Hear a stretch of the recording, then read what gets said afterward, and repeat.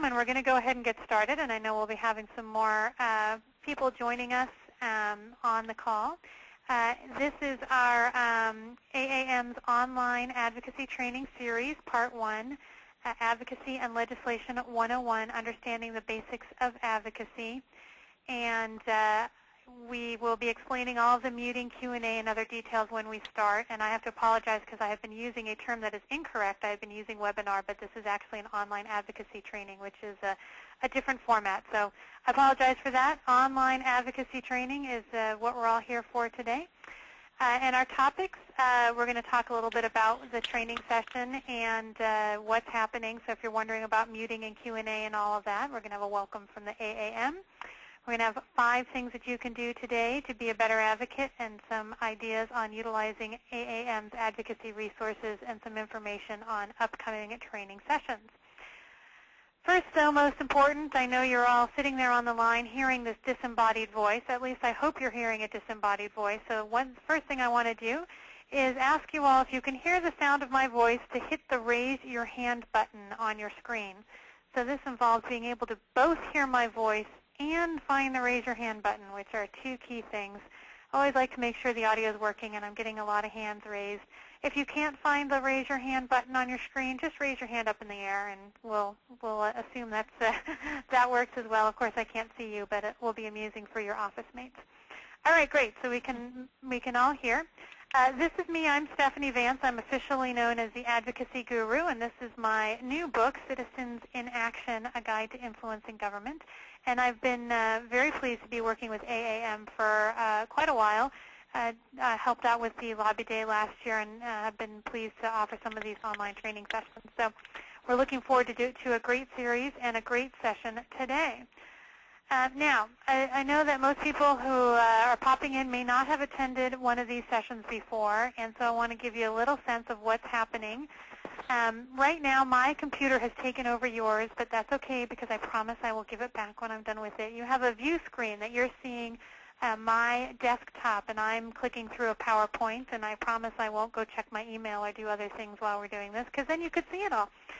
But basically, you're seeing what's on my screen, and then we'll be taking you to the Internet and some other places, and you can see some of the interesting materials that the AAM has available for you.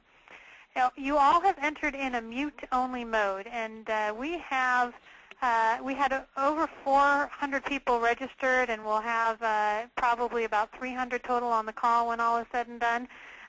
So we can't obviously have everybody speaking at the same time because that would be chaos, much like the U.S. Congress. So we have you all in mute mode. And that simply means that if you want to ask questions, you can ask questions in the Q&A box. You'll see on your screen a little box marked questions. And if you open that box, you can type questions in, and we will be addressing those questions as we go along. We probably will not be able to get to all of your questions, but we will be able to save those questions and answer them after the session. So have no fear if we don't get to your question. We will be able to answer them after the session. Also, one of the main questions we get is, will we be recording the session, and will the follow-up materials be available? Yes, the session is being recorded, so you can enjoy it over and over and over again. And we are providing the materials for you after the session as well. So you don't have to furiously write down everything because you will have access to it afterwards. And now I'm going to turn it over to Carla at the AAM, who's going to welcome you so that you feel officially welcomed. And Carla, go ahead. Thanks, Stephanie. Well, hello, everyone. I'm Carla Myers, AAM's Assistant Director of Government Relations, and welcome to the first in a 4-part online advocacy training series. We're very excited about this and delighted that you're all with us. As you know, the American Association of Museums is hosting this online series for 3 major reasons. First, it's a way to introduce novice and expert advocates alike to the importance of advocacy and how to be a good museum advocate. Second, we have heard time and time again that the museum field has asked for more advocacy training, so here we go. And third, because we have to continue making the case for the public value of museums. And advocacy really, at its most basic, it's a process. Through lobbying and grassroots mobilization, it's a process of bringing about change in the attitudes of elected officials and decision makers and the resulting public policies and laws. Effective advocacy is making your case in terms that resonate with your audience. Now, this week, we learned a lot about the value of effective advocacy. And for those of you who might not have heard, Senator Coburn and Senator McCain had introduced 3 separate amendments this week to the Transportation Appropriations Bill that threaten funding for museums and historic preservation efforts. Now, some of you might remember Senator Coburn from earlier this year when he had offered another amendment prohibiting museums from receiving any funds in the economic stimulus bill. And while the prohibition on museums was not included in the final version of that bill, Senator Coburn's amendment to prohibit museums was approved by the Senate, 73-24. That was earlier this year. This time, he wasn't so lucky. Because museum advocates have grown into such an engaged and active force, our field rallied and made our opposition known. This time, 2 of Coburn's anti-museum amendments were defeated on the Senate floor, and the 3rd one was withdrawn by Coburn. What a testament to our field and how far we've come in these last several months. When this most recent legislative attack on museums was launched, we were prepared, and this time we were mobilized. We were able to act quickly, in concert, and on message. And even more importantly, many of you already had relationships with your legislators' offices stemming back to this year's Museums Advocacy Day. And your continued dialogue with them and those offices and those staffers may very well have impacted your senator's vote, and I don't want you to discount that. The combination of these factors helped us to defeat these misguided amendments, proving the importance and effectiveness of advocacy. Nevertheless, the very fact that museums continue to be targeted in this way and that these amendments continue to garner so much support illustrates how critical it is for us to educate our legislators on our mission and contributions to our communities. There is no better way for us to do this than to be good museum advocates. Today's training session will be a good primer on how to continue building on our momentum. As you know, there will be 3 more installments of this online advocacy training series leading up to Museums Advocacy Day 2010, which is going to be on March 22nd and 23rd, and we hope to see each and every one of you there. And as we learn with the defeat of this week's amendments, our strength really lies in our numbers. So achieving critical mass at next year's Advocacy Day will be crucial to our success as a field. And your attendance at Advocacy Day will help lay the framework for your own advocacy efforts at home. We need to make sure that elected officials from Capitol Hill here in D.C. to City Hall in each one of your communities understands why museums matter. You can learn more about Advocacy Day by visiting www.speakupformuseums.org. And finally, I just want to remind you that today's online training session is just one of the many learning opportunities AAM provides to the museum field. Our Professional Development Department has launched an outstanding Museum Essentials webinar series in collaboration with the Museum Assessment Program and Learning Times.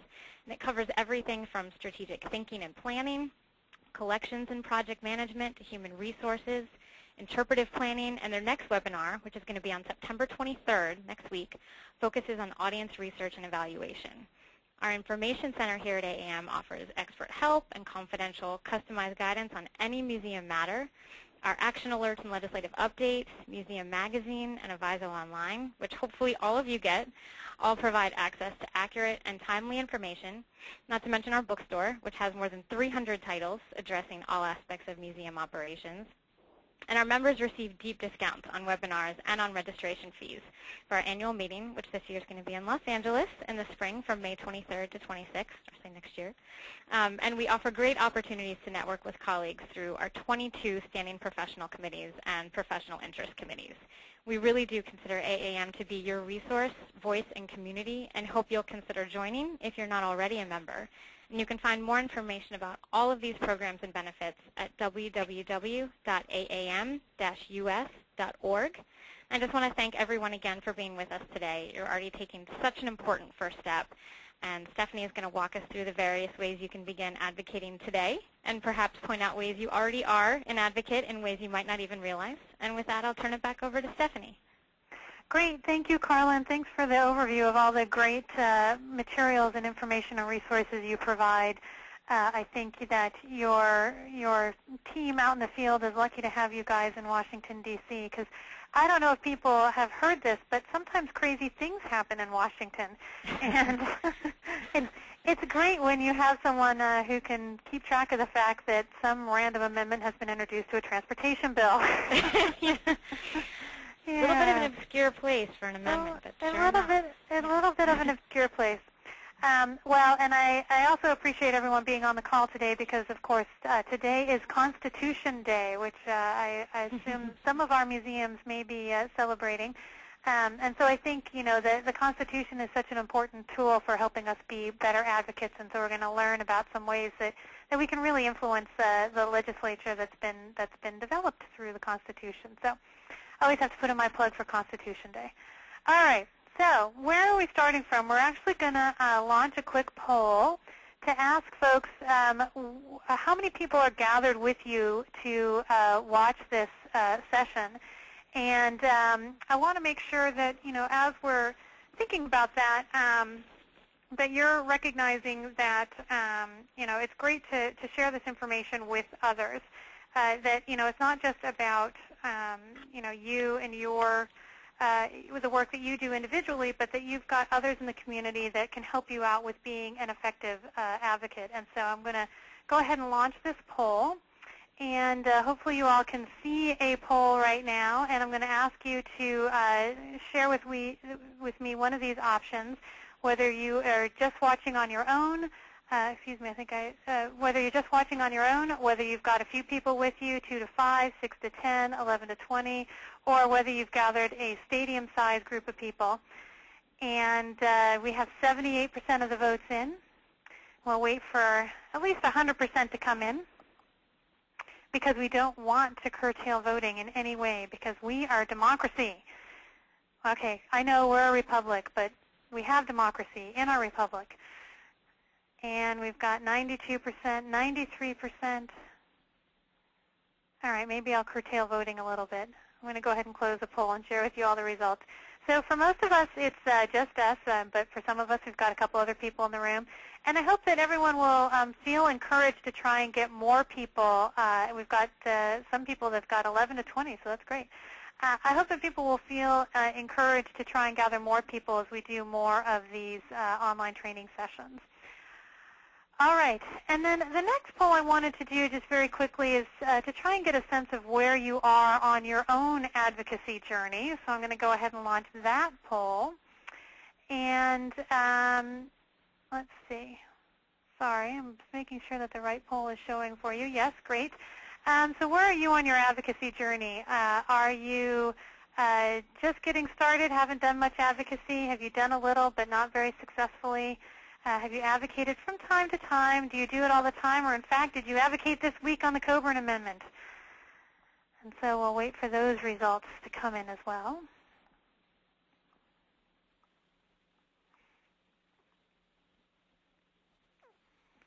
And we've already got 91% of the votes in. Everyone is practicing democracy very well. So, all right, I cut it off at 93 last time. We're at 94, 95. All right, vastly improving. All right, I'm going to go ahead and share those results as well. So we'll see that 41% of us don't do much of it, and hopefully we'll give you some ideas and some inspiration. 5% have done a little but not successfully, which is similar to I've advocated from time to time. And a full 17% of us do advocacy all the time, and in fact advocated this week on the Coburn Amendment. So for those of you who've done this all the time, I hope as we're going through, if you've got ideas and suggestions, that you will type them into the Q&A box or into the chat box so that I can forward your good ideas to others. All right, so knowing that we have sort of that background on the folks on the call, I want to share with you some 5 things that I think we can learn today on this webinar, on this online training session in the next hour or so. Well, actually, less than an hour, because we want to make sure we get you out of here on time. What do we want? Who should we ask? Who should do the asking? How should we ask? And how should we follow up? And so we're going to go through each of these individually and just talk a little bit about them and share with you some resources that will help you answer these questions and help you be better advocates. So the first is, what do you want? And the key there is to really make the ask. A lot of times, especially in the museum community, I'm sure you have a lot of legislators and staff who love the work you do, who say nice things about the museum, who understand the value you bring to the community. They may even submit statements to the congressional record about all the wonderful work you do. But then when it comes to a vote on something, such as the Coburn Amendment earlier this week, they don't always vote with you. And you're thinking, well, what happened? We had a wonderful discussion about how you love everything we do. But it turns out that the legislator, doesn't agree with you that a federal fund should be spent on museum services, for example. And, you're thinking to yourself, well, that seems kind of odd. Well, sometimes that happens because you aren't asking very specifically for something. And there's really two kinds of asks. There's policy asks and there's relationship building asks. And for anyone who's concerned about the differences between lobbying and advocacy, as I'm talking about the different kinds of asks, I will be clarifying that. So don't worry if you're thinking, oh, I'm not allowed to ask for something, because we'll be talking about what some of the real rules are and what some of the myths are about what nonprofits can do. So policy asks. Obviously, we have a lot of examples at the federal and the state level and even the local level. We have IMLS reauthorization of funding, museums and the impact of No Child Left Behind, protecting charitable giving, and really the best place to get the most accurate information on some of the federal policy asks is the Speak Up for Museums website. And so I'm going to take you there because that is the magic of the Internet. And you'll see here you've got information about the Museum's Advocacy Day that Carla was mentioning. But as you click on some of these options, current legislative priorities, you can see what AAM is doing on some of these issues. The Coburn Amendment that we were just discussing is right there. You can see there's action alerts here that you can get background and information on. So this, if you're ever wondering what some of the federal policy asks are, this is the place to go, the speakupformuseums.org website. Now, obviously, at your state level, you're going to have your own very specific sort of policy issues. But the thing to think about here is that policy asks are really related to specific actions the legislature is taking. They might be taking actions on funding. They might be taking actions on policy issues. And do be assured that in future online training sessions, we're going to be doing work on looking at the budget and appropriations process and sort of clarifying some of those items so that when you do want to reach out to your legislators about funding issues, we have that background for you about how to do it effectively. The key, again, though, is, and this is so important that I'm going to use my fancy highlighter tool, is to really ask for something specific.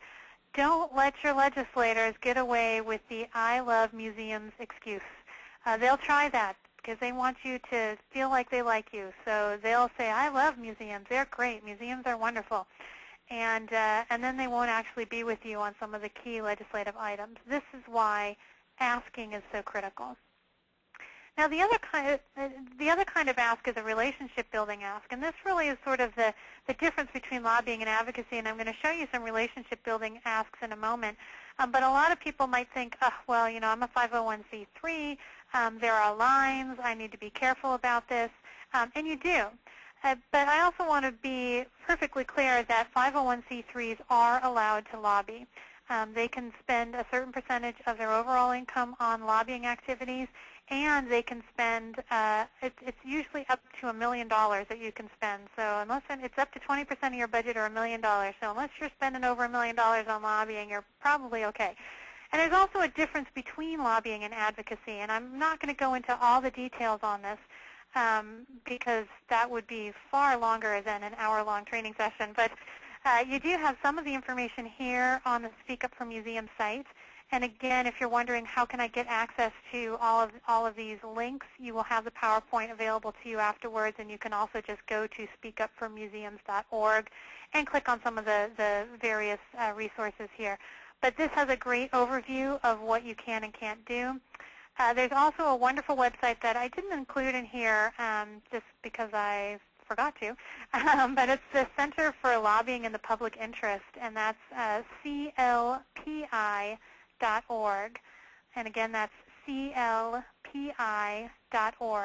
That has a lot of great information about what nonprofits can do. I also know that one of the questions is, well, okay, it's fine if I can do lobbying, but when do I have to register?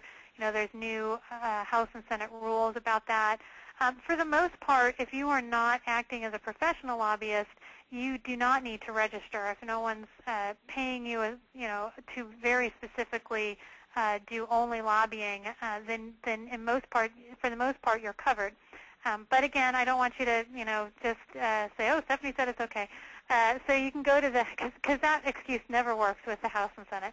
But you can go to the House and Senate websites and review the information there about when you need to register as a lobbyist. But for the most part, people who are not professional lobbyists don't need to register. And if you're worried about your individual state, check out, it's usually the State Board of Elections that has the information about lobbying in that particular state. But I think the key here is to recognize that actually you can probably do a lot more lobbying, which is a very specific asking of legislators to support legislation. You can probably do a lot more of that than you recognize. So I'd encourage you to make sure that you take a look at some of those resources. All right. Now, if you're still concerned about the whole lobbying thing, I've got you may not have to follow the letter of the law may allow you to lobby, but you may have people who are like, no, we never lobby in this institution. Or if you're one of those lucky people who has a legislator that you've already made all of your policy asks to and they agree with you on everything, or if you're not really sure where you are and you're just trying to build a relationship, you might want to think about what I call relationship building asks. These are the things you ask your legislator for when you want to sort of educate them about the issues, but you don't want to tell them that's what you're doing. Because if you think about it, when you start telling people, oh, I'm going to educate you on something, they think that means that they don't really have to do anything about it. They don't have to think about it. They don't have to take an action. These kinds of asks require a legislator to take an action. It might be visiting you. It might be attending a local district or state meeting. Normally I have town halls on this list, but the town halls have been a little bit of a brouhaha the last year. So I think you should still consider attending town halls, but make sure that you leave your incendiary devices at home. But some of the key things you might want to ask your legislators for are whether they'll visit your museum, obviously, or invite them to an event that you already have happening at your museum. Ask them to submit a statement to the Congressional Record. I'm going to show you one of these in just a moment, where you have something happening at your museum. Maybe it's your anniversary. Maybe you're going to open a new exhibit. Maybe you're going to start a new program. Ask your legislators if they would be willing to submit a statement to the Congressional Record. In fact, anything that you send a press release out on is something that you might be able to get a member of Congress to submit to the extension of remarks. And again, I'll give you an example in just a moment. Also remember that the legislators in Washington, D.C., and even from the state capitals are usually back in their districts during the weekends, and for most of the states, they're extended periods of times, and at the federal level, there's usually the month of August, there's usually much of November and December, and then there's district work periods when they're back in their districts. And that's a great time. Even if you can't get them to come over to the museum, you can actually get them to just have a meeting in their office. A newsletter article, if you do a newsletter for your museum, asking your legislators to write an article for it, or probably what will most appropriately happen is to review an article that you have drafted and see if they will sign their name to it. But again, that puts their name out there as someone who's associated with supporting museums. And then when it comes time to vote on museums, it makes it a lot harder for them to vote against you if they've done a visit, if they've had a newsletter article, if they've done a statement. And also any interaction you have with legislators, obviously ask, but if you can get photos, if they do come to the museum to visit, if you can get photos and put it on a website, anything that helps the legislator recognize that he or she is sort of getting out there a little bit publicly about how much they support the museum. Again, that makes it more difficult for them to vote against you when some of the difficult issues come up on the floor of the House or the Senate. Does this work? I'd mentioned I was going to give you an example. This is Sam Farr from California.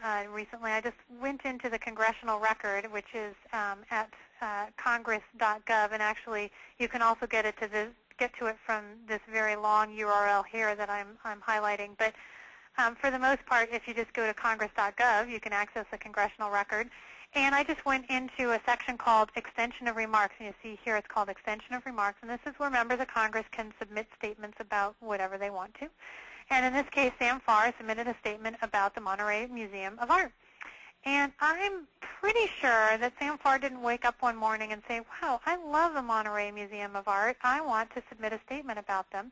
I'm going to bet that someone at the museum suggested, hey, we should submit this statement and put something together. I don't know. Sam Farr is a great guy. Maybe he did wake up in the morning and do that. But the point is that this gets into the extension of remarks. Sam Farr has submitted it. Now, when he goes down to the floor on a museum-related amendment, he remembers that he's done something on this, not that he was a tough sell to begin with, but it does really help in building that relationship. And then you can take this information and imagine the power of printing this out and showing it to your board members, to your trustees, to your visitors, and noting that, you know, Congress is taking note of what is going on in the museum, in the community. And, you know, it will be our secret that no one actually reads the congressional record. But the point of it is that you're actually getting the legislators thinking about the museums and what they're doing to benefit the community. All right, so that's what you want. That's being, you know, very specific about what you're asking for. And again, I think it's critical to remember that, you know, that very specific ask is essential to getting the legislators to focus in. Now, let me move on to who you should ask. And before I do that, I'm just going to check in to see if we've got any questions at this point. And I do have a question here about, you know, what if you are a national organization located in D.C.? What are some ways to advocate federally? And I think this is a good question because it raises this issue of constituency. You know, in D.C., obviously, we have a legislator who does a fine job except for the fact that she cannot vote. And so that makes it very difficult for her to go to the floor when one of the members raises an amendment, but she certainly can speak out on them. So, you know, how do you make that constituency connection when you're in a situation, I mean, not just in this situation where you know, you're looking at national programs and you're trying to advocate federally. But when you're in a situation where you're trying to reach a legislator who may not actually represent an area that you specifically have your museum in or that you live in. And that's what leads me very nicely into my next slide, which is about knowing your audience. And my first tip here is to know who they care about or why are you relevant. And you're really relevant to your legislators because you live, you work, or you serve people in their district. Most legislators, when you walk into their office, the very first thing they're thinking is, how do you connect to the people that I represent? So if you're in one of those situations where you're trying to reach a legislator, let's say you're at the state level and you're trying to reach a legislator who is chair of a committee, but your museum isn't in that particular district, what would you do? Well, one thing I might do, and we're going to talk about this developing the advocacy team, is to take a look at your trustees, at your visitors, at your supporters, at your friends, and see if you've got any others who might actually be able to help you deliver the message based on that constituency communication. So if you've got a trustee who lives in that legislator's district, or if you can make a case that you serve people in that legislator's district, that demonstrates your relevancy to that legislator. And that's what's really key, is you've got to demonstrate that relevancy. The next thing you might want to think about is, what does the elected official care about? Every legislator gets up in the morning and works on an issue, and for every legislator, it's something different. Now, the nice thing about museums is that you can, you know, connect to a lot of different issues. So understanding that a legislator cares about small business issues, cares about education, cares about technology, is going to be important when you walk into the room and try to frame a message. So, you know, knowing that your particular legislator has introduced legislation on, you know, preserving access to education allows you to go in and make an argument about how museums connect to lifelong learning, for example. And then when you talk about education to this legislator, they'll think, oh, okay, you're talking about education. This is the issue that I'm most concerned about. And knowing that is really going to help you capture their attention in a way that's going to be far more powerful if you simply walk into their office and say, I want to talk to you about this issue that museums, which everyone should care about, but may not be at the forefront of the legislator's mind. The next thing to know about your audience is, does he or she have staff, and who are they? For those who are concerned, like, oh, I don't always want to, work with the legislator. They're so busy. I'm not sure I'll be able to make those connections.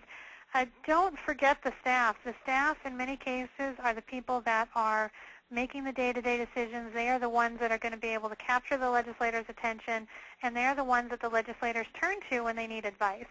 So, I can't tell you how many times as a former Capitol Hill staffer and your wonderful government relations team has had the same experiences, that a member of Congress would be running down to the floor and would call me up and say, hey, there's this amendment I'm voting on. What am I supposed to do again? And, we would tell them based on what we had been hearing from people in the district. It's that relationship with the staff person that gives you that kind of last-minute access to the legislator. So finding out who the staff are and talking with them, and not just in Washington, D.C., but in the district offices as well. In fact, if you're at all nervous about advocacy, and on our poll I noticed a number of us haven't really done a lot of it, start with the district office of your legislators. Go to the district office and find a field person, they're usually called field staff, who you can bring over to the museum, show them around, and that really gets the ball rolling for starting to build a relationship with that office. Now, if you're thinking, that's all great, Stephanie, but where can I find that out?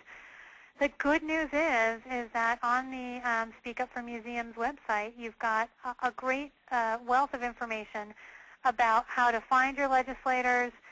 This has access to the House and Senate websites where you can use an address-based search.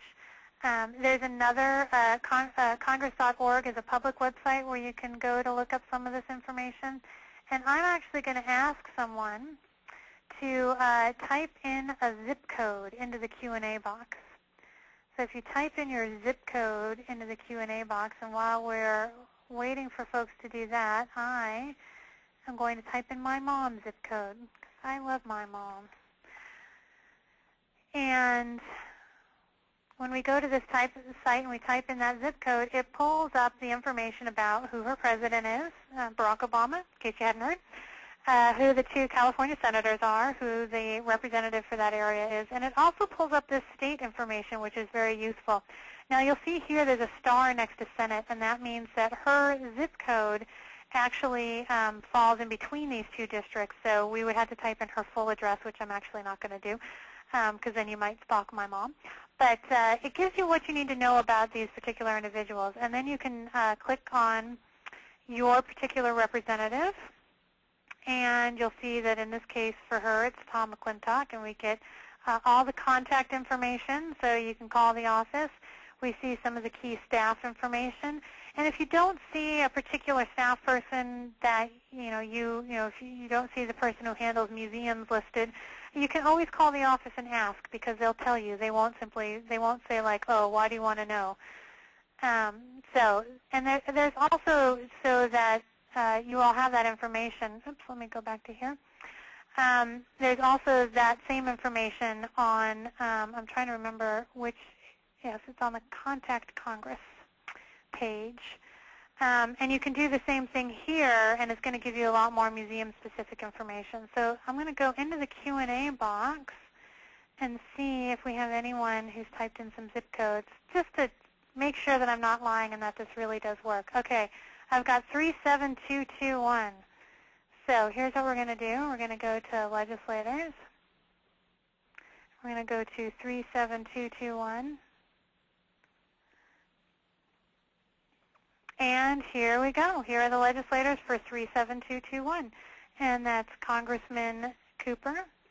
And we click on that, and we see the information about him, and we see we can look up his bio. So if we wanted to know what some of the connections to the district are, what some of his educational background is, we can find that there. So there's a great wealth of information on here, and I hope that people will wander around and explore it. And the congress.org website does also assist with that as well. All right, so once you've figured out all this information, where do you put it all? And we actually have a legislator profile form that I believe is going to be posted up on the site soon. I'm not sure if it's gotten posted yet. But this is a worksheet that we put together with the American Association of Museums that you can use to, as you're gathering that information from those pages, you can fill it out here. So what you know about this legislator, these are some of the sites that you can find information. You can also find votes and legislation at congress.gov. You can talk about any personal relationships you have, et cetera, et cetera. And if you do fill out one of these, do feel free to, if you're comfortable with it, send it to the AAM Government Affairs staff, because if you have a good relationship with the legislator, that's something that they want to know, not just because, not because they'll go in and do anything to harm that relationship, but because if that legislator needs to be contacted about something, they will definitely contact you and see what you can do to help out. All right, so I have a million zip codes in here, and I'm not going to go through all of them, but we did see that it works, so my point was made. But the key here about knowing who you're talking to and knowing your audience, hopefully the key points, knowing why you're relevant, making that constituency connection, knowing what the official cares about, knowing a little bit about their staff, and knowing where those resources are on the Speak Up for Museums website to help you learn about your legislators and the legislative profile form. All right. Oops, sorry about that. I just want to make sure that we're all still alive and kicking. So I'm going to open up another poll just to make sure that we got some good information across about what are some good things to know about our elected officials. So I've opened the poll, and if you've got opinions on this, I'm eager to see them. Do you think it's good to know about their legislative initiatives, voting records, and that sort of thing? Do you think it's good need to know about their Social Security number, their batting average, their spouse's name, or are none of these good to know?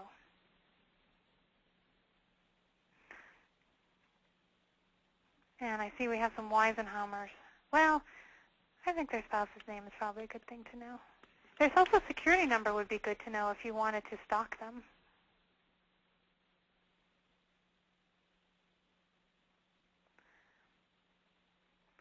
All right, we've got 88% of the votes in.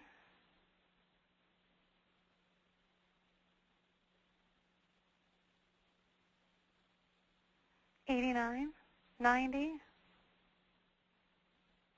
Wait a couple more seconds.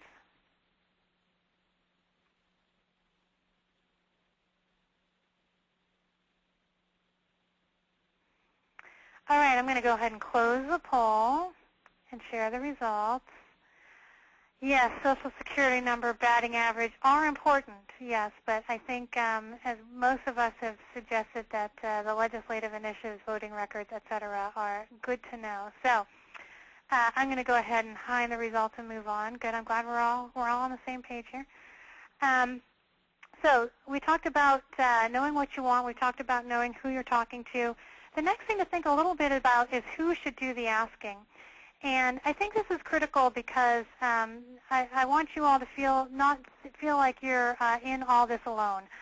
You do actually have a huge cadre of people that can help you out. It might be your trustees, it might be your board members, it might be friends groups, it might be people who visit the museum, but you've got a wide range of folks that you can talk to who can help you out on some of these issues. The reason why I think this is so important, not just for your own personal sanity, but also because, as I mentioned, when you're learning about your audience and you're trying to figure out, okay, how does my audience sort of see the world? How does my elected official view the world? That's going to give you a lot of insight into the kinds of people that might influence that legislator. So even if you're working with a very conservative legislator, Mr. Coburn may not be the best example, but another very conservative legislator who may not always see eye to eye with you on some things, sometimes if you get other people to deliver the message for you, you might be able to better capture their attention. So if you know a legislator is really, really interested in small business issues, and you have small business leaders on your, on your board of trustees or in your friends group, you can get those people to go talk to that legislator and talk about the value that you bring to the community. So that's why I think when you're thinking about developing that advocacy team, you really want to start by looking at your audience and figuring out who is going to be most influential with them. And then part of your role as an advocate leader is going to be to identify potential leading advocates and cultivate them. Now, this is a whole huge topic of discussion, and we're actually going to do an upcoming training session on coalition building. But I just want you to have this concept in your mind as you're thinking about who should do the asking, that sometimes it doesn't always need to be you. It can actually be others, and you can serve as an advocate leader in trying to coordinate and arrange other communications with elected officials. All right. So some thoughts on knowing how to ask, developing that message. And as I've mentioned, some of this is stuff we've covered, but being very specific about what you want. And we did take you earlier to the action alerts. I'm going to take you again because we can't go to this too much. But these are some of the advocacy action alerts that you can follow up on. So this is the information on the Coburn Amendment. You can make sure that you are following this. And you can thank them either by calling them, and they've got the information here about how to call them, or if you go to the Contact Congress page, and you can even click on it from right there, and there's a special email set up already to, oh, I'm sorry, this isn't the Coburn Amendment. This is on the museum's letter, but it's still good to write thank you notes. But you can do that right here. And one of the things I really want to highlight here as part of knowing how to develop your message is to make sure that, if possible, you edit the letter so that you get you can edit it through your word processor, and it's got the basic information here on how to do that, but that you make sure that it's personalized for your own specific museum in your community, because that's really what's going to capture the attention of the legislators. And so that's the next key point on my developing your message point, which is to be personal. Your personal story is what matters to legislators. The facts and the figures are important, and we'll show you in a minute where you find some of those. But what your legislator really cares about is how your museum benefits the legislator's district and what the connections are there. And really for you to think about what anecdotes you can develop to demonstrate that value that you bring to the community. All right. Also in developing your message, you want to be informative. And while I think it's critical that you're informative on your personal issues, in the community, you also it might be good to know a few facts and figures about museums. So there's a Making the Case page on the Speak Up for Museums website where you can look up some basic museum facts, especially this message about museums being economic engines, which I think a lot of people are thinking about these days. And so this gives you a lot of information about that you can use as part of your message. This is good general nationwide information, and then you figure out how you tailor that to your own particular museum in your community. Another key thing I think, and excuse me, I'm going to go back to this, is to think about how you can complete an economic impact statement. And I'm going to open this up again. Here, I'm not sure if I opened this up before. This is not the latest. This is, yes, here we go. So this is where you can create an economic impact statement for your particular museum, and it talks about how many people you employ, what your budget is, how many visitors you receive, and then it gives these national scale figures. And this is perfect for creating that personalized communication that is really going to capture a legislator's attention and connect it to the people that he or she represents. You also, in your message, of course, want to be trustworthy. If you don't know the answer to a question, or if you don't know whether you're asking for 50 million or 500 million, always ask for more. No, I'm kidding.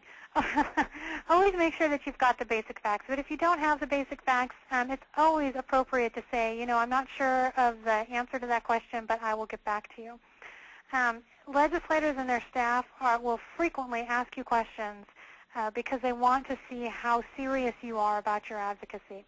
They want to see, okay, well, if I ask you a question, are you going to get back to me? Are you going to go and find the answer to my question? Are you the kind of person that I can have a long-term relationship with so that when my boss is running down to the floor to vote on something, I can rely on you to give me a straight answer? And that's that trustworthiness factor that you're really trying to develop with the legislators and the staff people. Basically, your role as an advocate is to try to get yourself to be on the Rolodex, the mental Rolodex. I don't know if people remember Rolodexes. They are these old-fashioned things with pieces of paper. But you want to get on the mental Rolodex of the staff person who handles museum issues for your legislators. And you do that by following these rules, by being specific about what you need, by having that personal story, by being informative, by being trustworthy, and by engaging in some of those relationship-building activities that we talked about a little earlier. Of course, the hard thing about all of this is that you want to be brief in all of your communications. And I sort of have a 5-minute or one-screen rule. You know, if you're sending an email, try to have it boil down to one screen. If you're having a meeting or a phone call, try to have it boil down to 5 minutes, because that may be all the time that you will get. All right, so this is sort of the knowing what you want, who you're talking to, who should do the asking, how to ask. So to make sure that you all have gotten at least one good idea here, I'm going to ask you to think about your 5-minute action plan. But before I do that, I do have a couple questions that I'm going to go ahead and address now, and then we'll have a few minutes at the end for additional questions. And this is a great one because it's very relevant to what we were just talking about. Have form letters, mass mailings been effective, or should we take the time to personalize everything and send on letterhead rather by email? I think there's two parts to this question. First of all, there is the personalization of the message. And I do think that the time you take to personalize your messages is time extremely well spent, because personal messages rise to the top of the communications queue in any legislator's office. So if you do even if you're doing an email, take the time to personalize that communication. Tell your personal story in the email. Personalize the title line. You know, really help the legislators understand that it is actually coming directly from a person in the district who cares about these issues.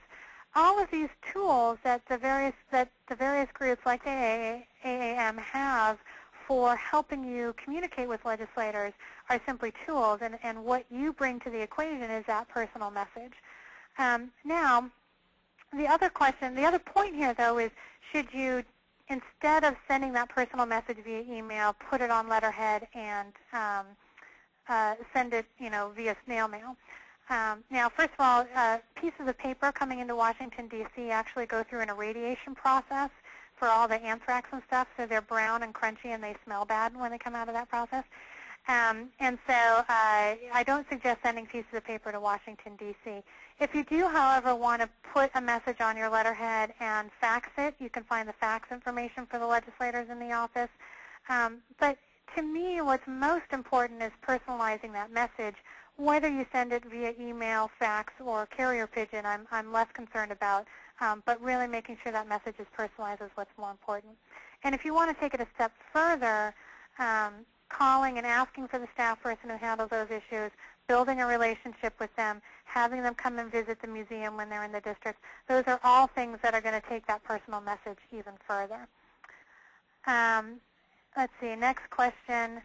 This is another good question related to this.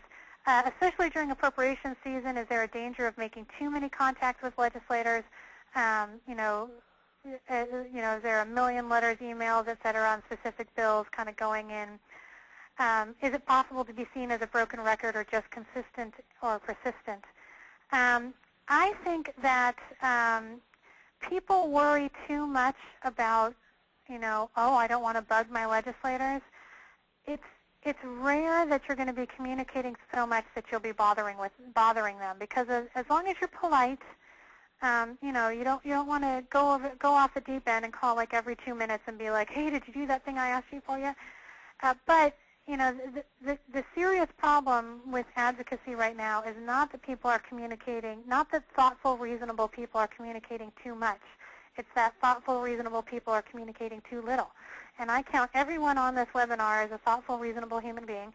And I think that, you should feel free to contact the office. If I'm working with an office and I send them something and I don't hear back for a week or whatever, I might just contact them again and say, hey, I want to make sure you receive this, no pressure to, if it's not an immediate thing, but no pressure to get an immediate answer. Just want to make sure you got it.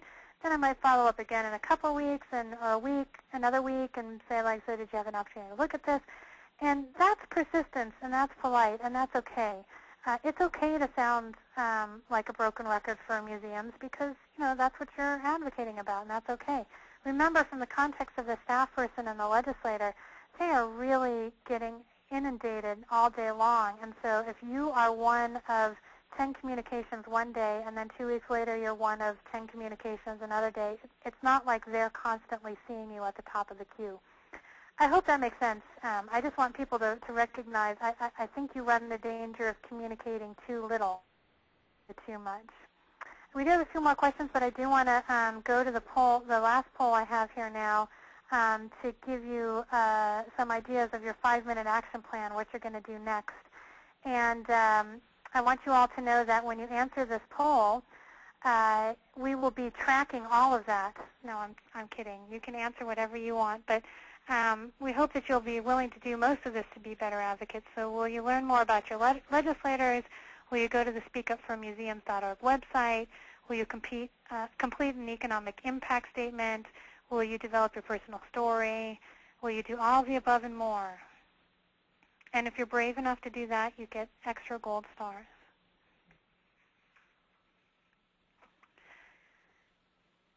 And as we're getting the final votes in there, I just want to make a comment that I promise that there's one final thing that makes all the difference in advocacy. It works every single time. It is the one magic bullet for effective advocacy, and I'm going to tell you what it is in just a minute after this poll is done. I know you're all like, ooh, the magic bullet. I'll stay on for that. We've got 85% of the votes in. We'll wait a few more minutes.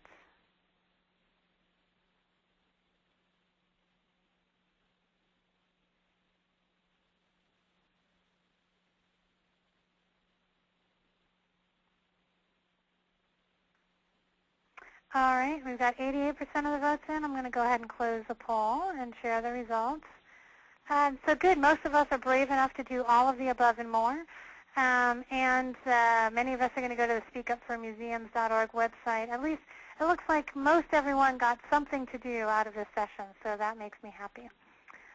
All right, so the magic bullet, the one thing that works every single time, it is the one tool for every effective advocate.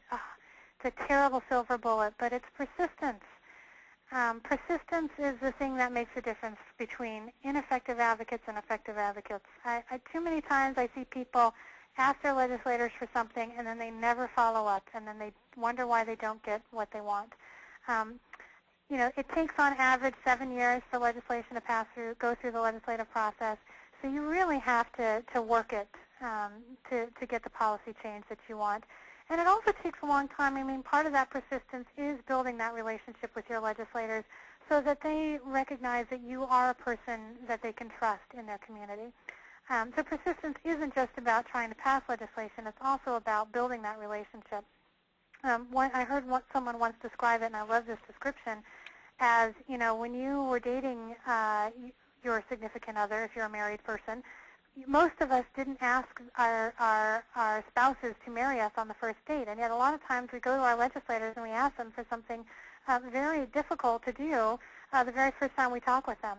This persistence is all about building those long-term relationships and making sure that they understand that you are a force to be reckoned with in the district. So how can you be more persistent? We have our future online training sessions. We've got, the budget and appropriations session coming up. We've got one on really the key elements of building that relationship, and we'll go into a lot more detail about how to do that.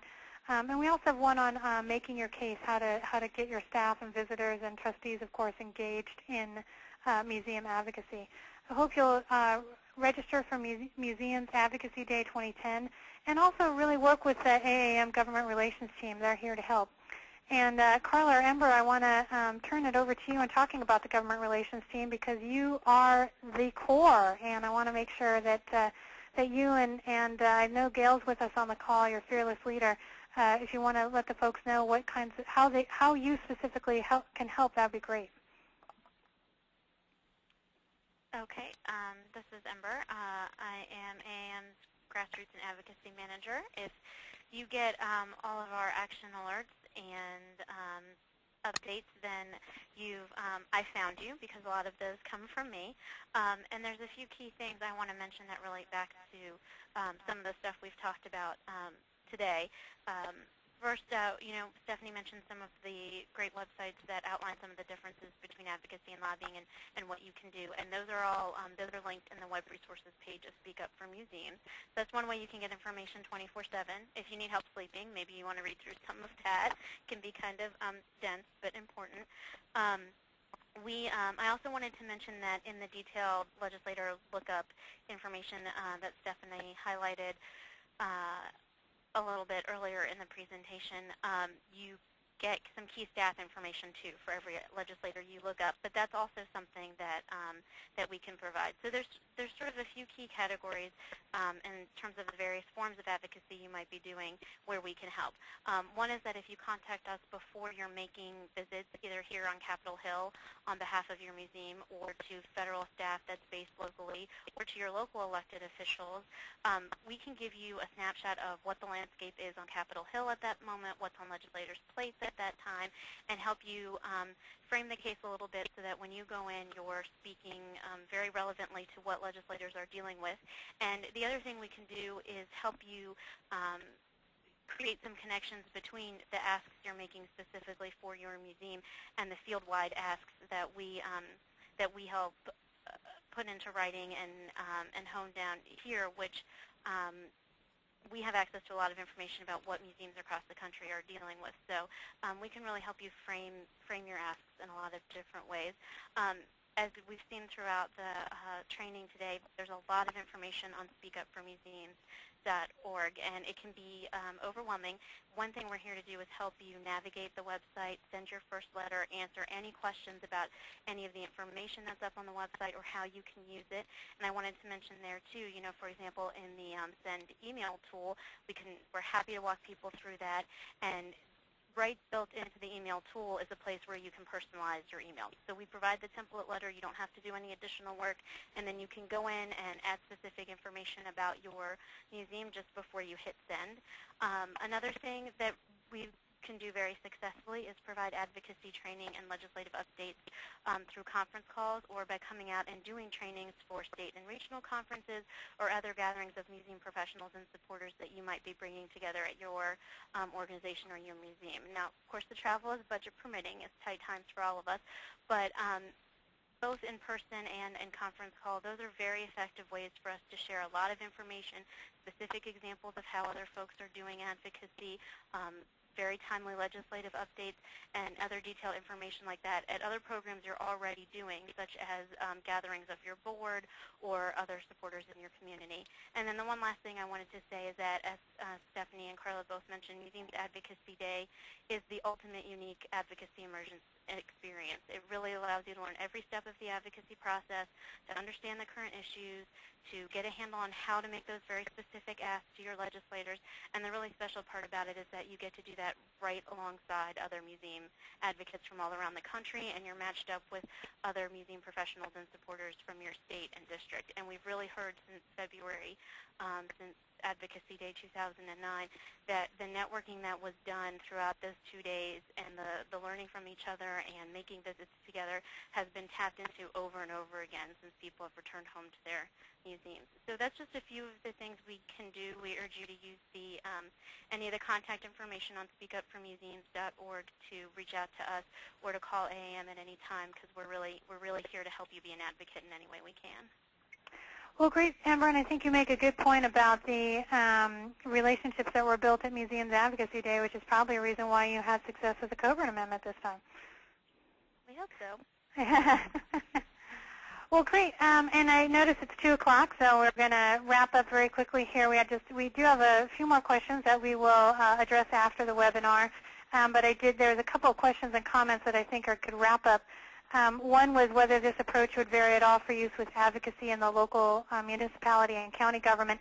The nice thing about what we're talking about in this training session is this is a process for advocacy that applies no matter who you're advocating at. So it's basically you always do want to know what you want, who you're talking to, how to approach them, how to follow up, and to apply that rule of persistence. And so I think that works at the local level, the state level, or the federal level.